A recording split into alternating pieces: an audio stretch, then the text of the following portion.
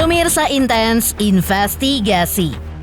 Bagi Jessica Iskandar, kehadiran anak ketiganya, Hagia Alyara Ferhak, adalah sumber kebahagiaan baru. Apalagi melihat pertumbuhan sang anak di usianya yang baru menapaki 5 bulan. Baby Hagia yang kini berat badannya sudah mencapai 9,5 kg terlihat semakin lucu, menggemaskan, dan juga gemoy berkat konsumsi ASI eksklusif. Lantas, seperti apa kebahagiaan Jessica Iskandar yang ditemani putra sulungnya El Barak saat membawa baby Hagia ke rumah sakit guna divaksin yang diliput secara eksklusif oleh tim Intens Investigasi? Benarkah lantaran produksi ASI Jedar yang begitu melimpah, Jedar pun sampai menyimpan ASI di 3 freezer yang terpisah? Dan benarkah pula lantaran tidak ingin berlebihan, Jedar pun memilih untuk membagikan atau mendonorkan ASInya kepada bayi-bayi lain yang membutuhkan, khusus untuk di wilayah Jakarta? Lantas, sudah berapa banyak saudara sepersusuan baby Hagia hingga saat ini? Selain itu, seperti apa juga Jedar yang memperlihatkan kos-kosan eksklusif 20 pintu miliknya yang berfasilitas premium, di mana bergaya modern yang tidak kalah mewah dari hotel berbintang? Dan bagaimana pula kebahagiaan Jedar dan juga Vincent saat merayakan ulang tahun anak keduanya, Don Ferhak yang ketiga, beberapa waktu lalu, hingga menceritakan rasa bangganya sebagai orang tua ketika melihat pertumbuhan sang anak yang kini sudah bisa berkomunikasi 2 arah. Pemirsa, bersama Intens Investigasi, kami hadirkan kabar terkini, terpercaya, dan teraktual. Tetapi sebelumnya, jangan lupa untuk like, subscribe, dan juga share channel YouTube ini.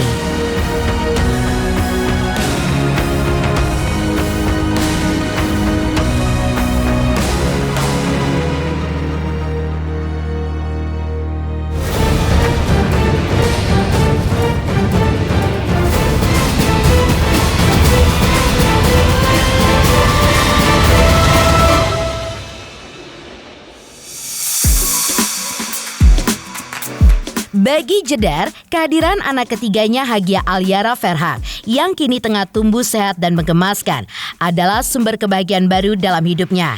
Dalam wawancara eksklusif bersama tim Intens Investigasi, Jessica Iskandar membagikan cerita manis tentang perkembangan baby Hagia yang kini berat badannya sudah naik dari 8,9 kg menjadi 9,5 kg. Jessica pun mengungkapkan bahwa Hagia masih mengkonsumsi ASI eksklusif hingga sebagai ibu yang sedang menyusui. Jedar pun mengaku tidak ada pantangan makanan apapun, apalagi melakukan diet. Dan menariknya, produksi ASI Jedar begitu melimpah, hingga ia pun kini menyimpan stoknya di 3 freezer terpisah. Lantaran tidak ingin berlebihan dan sia-sia, pemain film Dea Lova itu pun memutuskan untuk membagikan ASInya kepada bayi-bayi lain yang membutuhkan dengan kondisi orang tua yang kurang mampu. Di mana donor ASI tersebut Jedar hanya fokuskan untuk di wilayah Jakarta saja. Lantas, sudah berapa banyak saudara sepersusuan baby Hagia hingga saat ini? Berikut ini liputan eksklusifnya tim Intens Investigasi. Sekarang aku udah sampai di rumah sakit dan sekarang kita udah janjian sama dokter spesialis anak Hagia, namanya Dokter Melani. Makasih ya Pak. Namanya Dokter Melani dan kita mau melakukan vaksin yang kelima. Nah, vaksin ini adalah vaksin untuk kesehatan Hagia.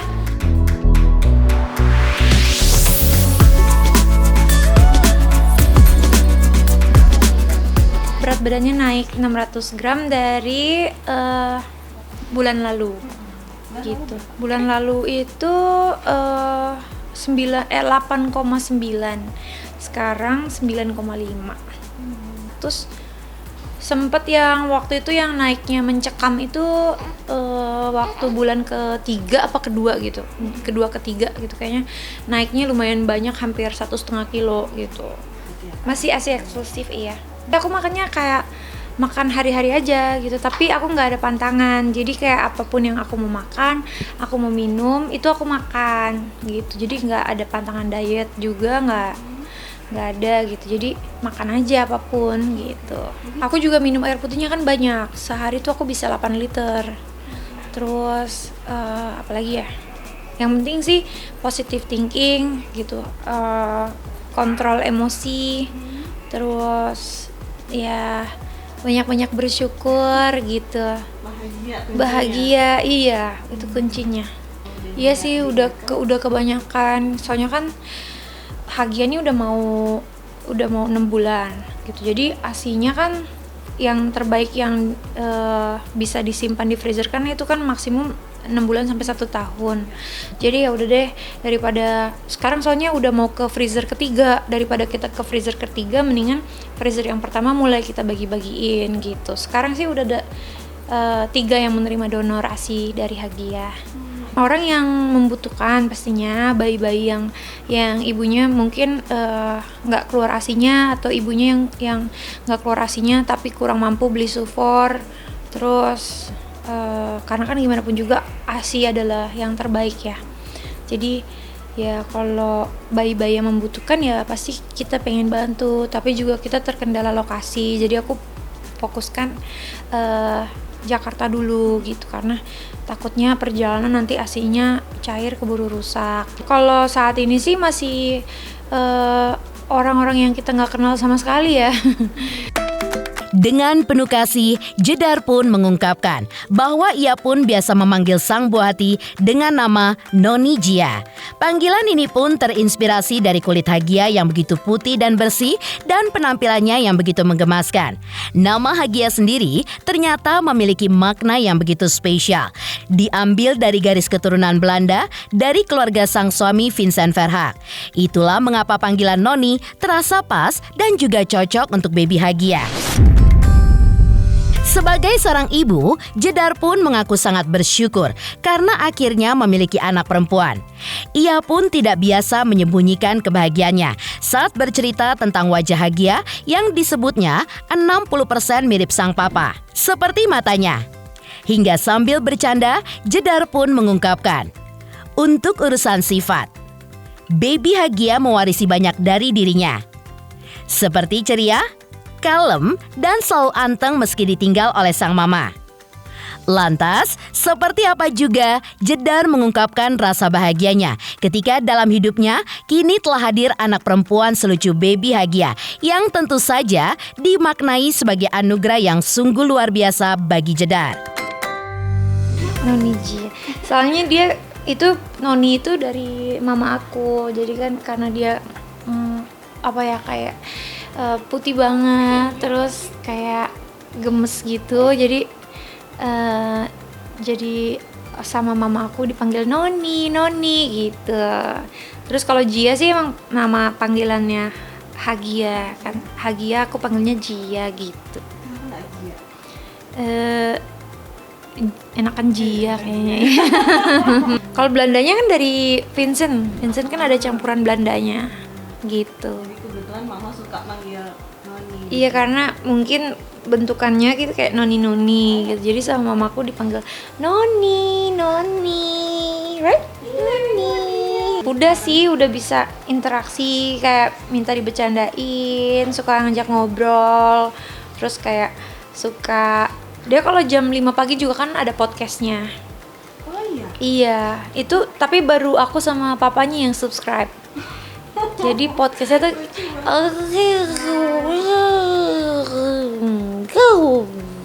gitu-gitu. Itu kita pendengar setianya. Kebanyakan bahasa-bahasa baby.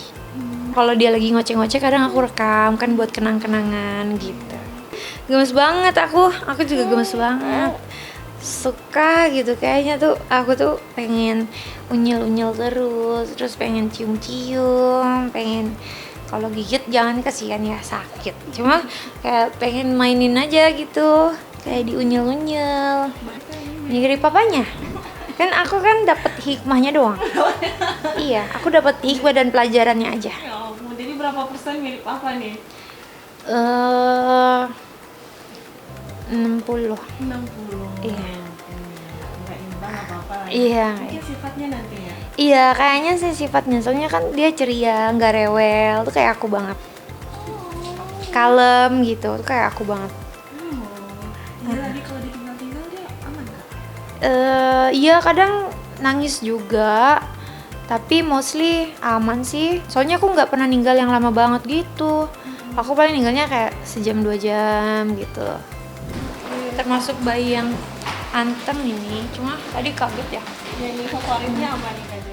Dalam momen eksklusif tersebut, Jedar pun juga membagikan kisah manisnya tentang bagaimana kedua abang kecil ini begitu perhatian dan penuh cinta kepada sang adik. Ya, menurut Jedar, El Barak sang kakak sulung sangatlah perhatian dengan kedua adiknya. Apalagi dalam menjaga adik perempuannya Baby Hagia. Sementara Don, si tengah yang ceria, tidak kalah antusias. Ia pun senang duduk di dekat adiknya sambil ikut menghibur, memangku, memeluk, hingga sering menemani Baby Hagia untuk bermain dan menyanyikan lagu-lagu Nina Bobo saat sang adik akan beranjak tidur. Melihat hal tersebut, Jedar pun merasa bersyukur karena ketiga anaknya bisa tumbuh dalam lingkungan yang penuh cinta dan kebersamaan. Ia pun percaya bahwa ikatan erat di antara mereka akan terus menjadi kekuatan keluarga kecilnya. Sayang banget kalau kayak gini aja, kayak KKL kan hari ini lagi libur sekolah. Terus tahu adiknya mau vaksin ditemenin, dianterin, jagain gitu. Kalau kakak Don, kalau di rumah suka banget bercanda-bercanda, minta pangku. Mama aku mau pangku adek, aku mau peluk adek gitu. Mama aku boleh nggak nyanyiin adek, aku mau Nina boboin adek gitu. Aku popok-pok adek gitu. Jadi kedua kakaknya sih, ya puji Tuhan sayang banget ya sama adiknya gitu. Kan karena aku juga ajarkan supaya sesama saudara harus saling sayang, harus saling mengasihi, melindungi, menjaga. Apalagi kan ini kan adik paling kecil kan perempuan gitu. Supaya mereka yang laki-laki juga belajar gimana caranya menjaga adik, menjaga perempuan gitu. Meninggalkan kesibukannya mengurus si kecil Baby Hagia hingga menceritakan pertumbuhan sang anak yang semakin menggemaskan. Lalu, seperti apa Jedar yang memperlihatkan kos-kosan eksklusif 20 pintu miliknya yang berfasilitas premium di mana bergaya modern yang tidak kalah mewah dari hotel berbintang. Selamat untuk Intens Investigasi karena sudah mencapai 3 juta subscribers di YouTube. Sukses selalu dan all the best.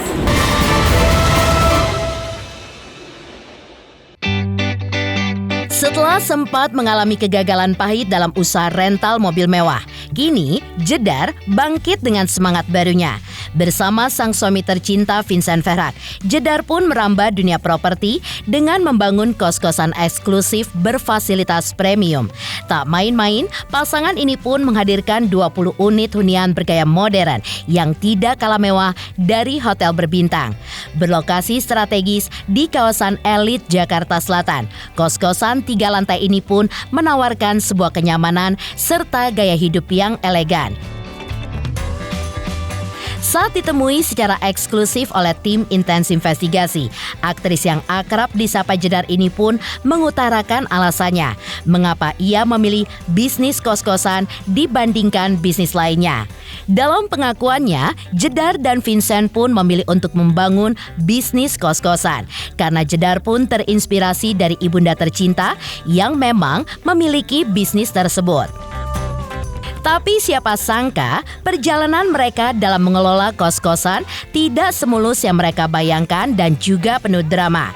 Karena di tengah kesibukan Jedar yang saat ini sedang menyusui anak bungsunya, ternyata banyak keluhan yang datang dari para penghuni kos. Menurut pengakuan Jedar dan juga Vincent, tidak sedikit keluhan datang dari para penghuni kos, mulai dari fasilitas hingga aturan lingkungan. Namun, justru disinilah Vincent pun menunjukkan perannya sebagai suami siaga sekaligus sebagai pebisnis untuk turun tangan langsung dari mulai mengurus tukang hingga mendengarkan keluhan para penghuni. Soalnya mungkin pengalaman sih ngelihat dari mama mama kan dari dulu udah usaha kos-kosan kan, jadi aku pengen belajar gitu. Tapi aku pengennya bikin kos-kosan kan karena kita juga lokasinya strategis banget. Terus deket perkantoran, segala macem, mall, rumah sakit, stasiun, gampang banget aksesnya juga, jalanan juga besar, ada parkir mobil, motor. Jadi kita pengennya bikin yang lebih berkualitas lah gitu. Kalau mama sih kos-kosan yang kecil-kecil gitu, tapi aku pengennya bikin yang nyaman gitu. Iya, awal-awal dibantu mama juga,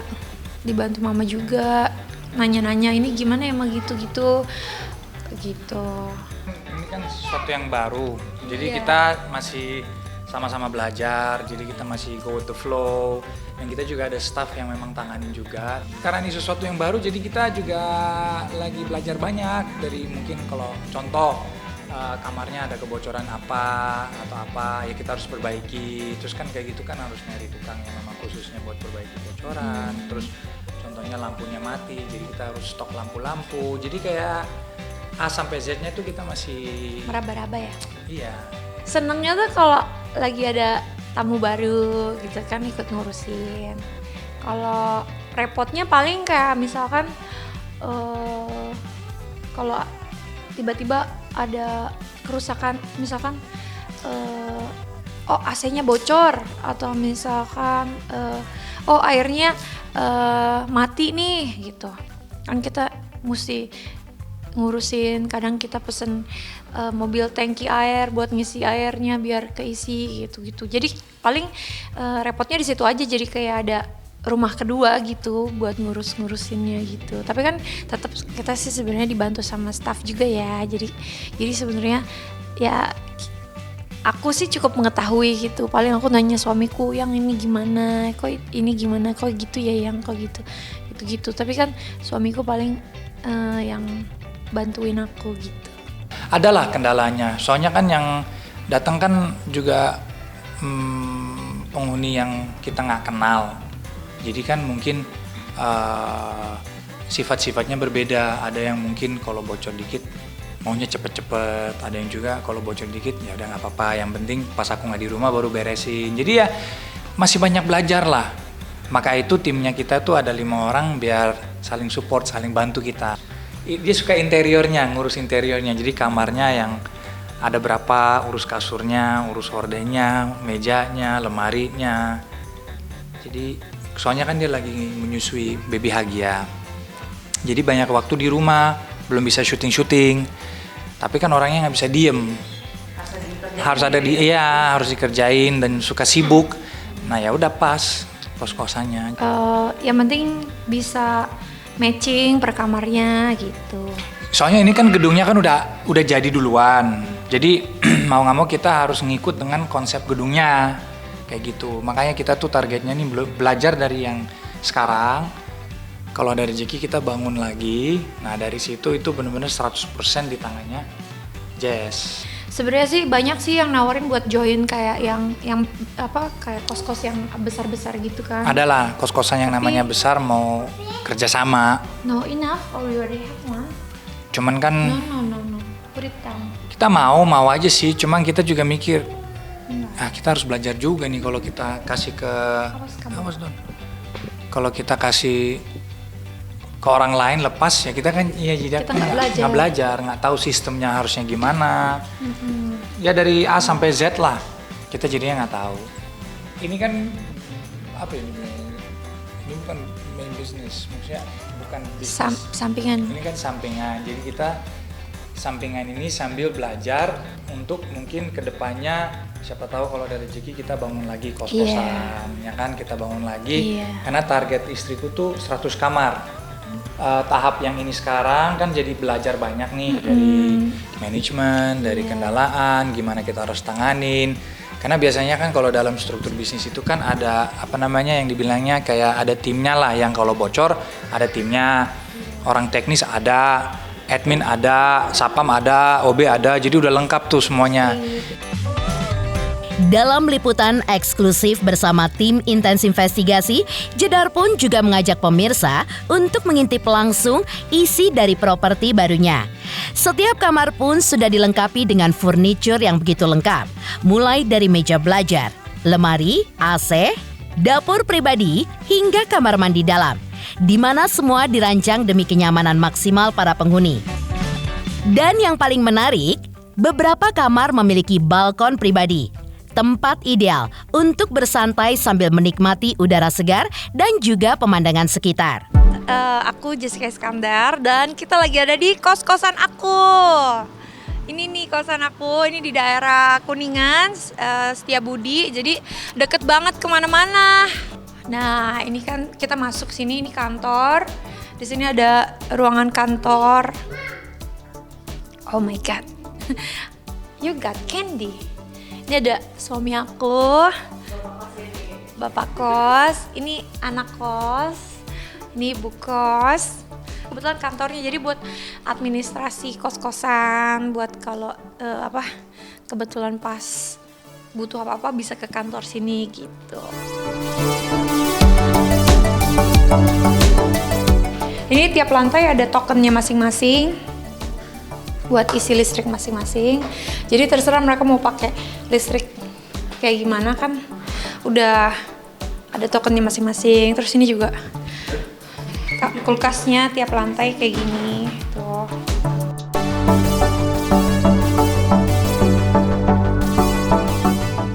Ini kan dapurnya tuh.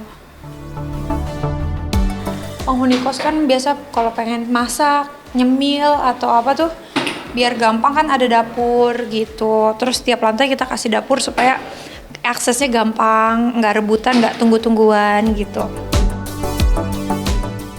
Lantai 2 ada ini 1A sampai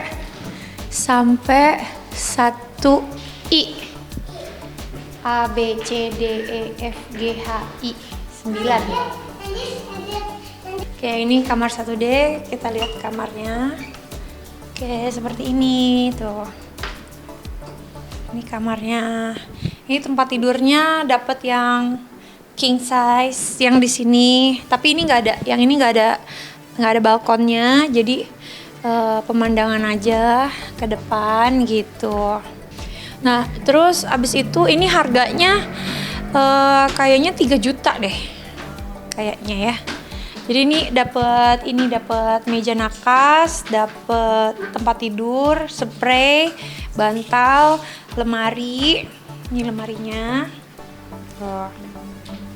Lemari, dapat meja kerja juga nih sama bangkunya gitu, terus sama kamar mandi gitu. Nih kamar mandinya tuh, kamar mandi, wastafel, shower, toilet, terus ini ada jendela juga tuh.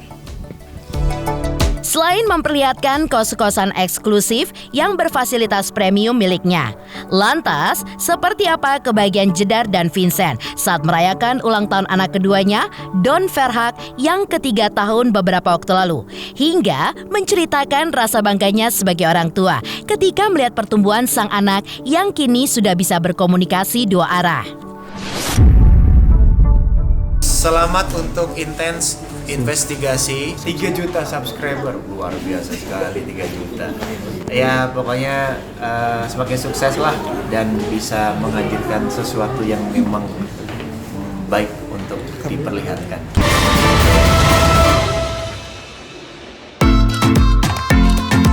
Sebelumnya, Jessica Iskandar dan Vincent Verhaak juga tampak bahagia saat merayakan ulang tahun ketiga putra kedua mereka, Don Azaya Yan Verhaak, pada tanggal 6 Mei 2025 kemarin.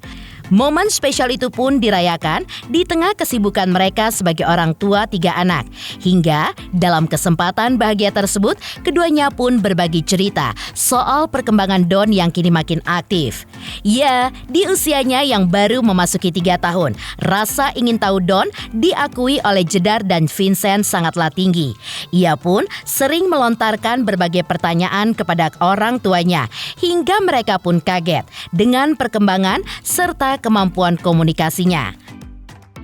Bahkan Vincent pun menambahkan, kini Don pun sudah bisa berkomunikasi 2 arah dengan lancar, yang tentu saja membuat Jedar dan Vincent terkesan. dia excited banget hari ini buat ulang tahun. Dari tadi pagi, dari semalam, dari kemarin ya, kalau kita Udah pancing-pancing. semangat.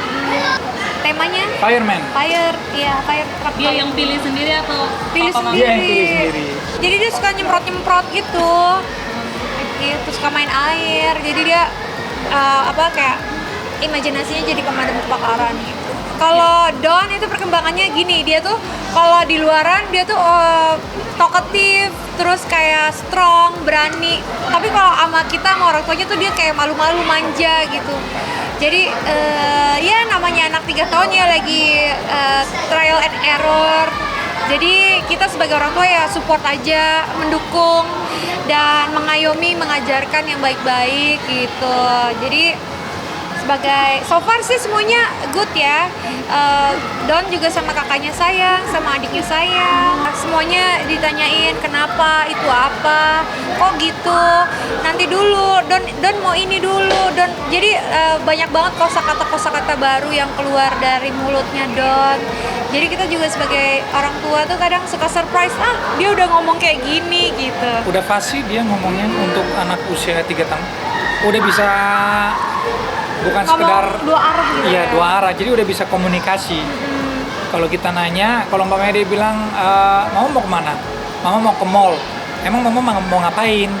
Mama mau ke salon. Emang di salon mama ngapain? Cuci rambut.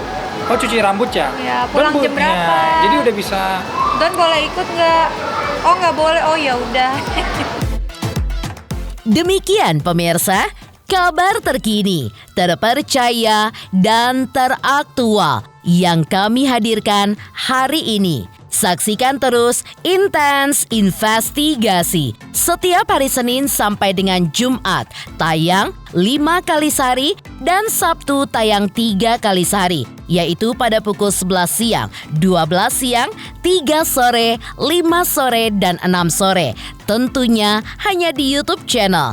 Dan pastikan jangan lupa untuk like, subscribe, share, dan komen channel Intens Investigasi.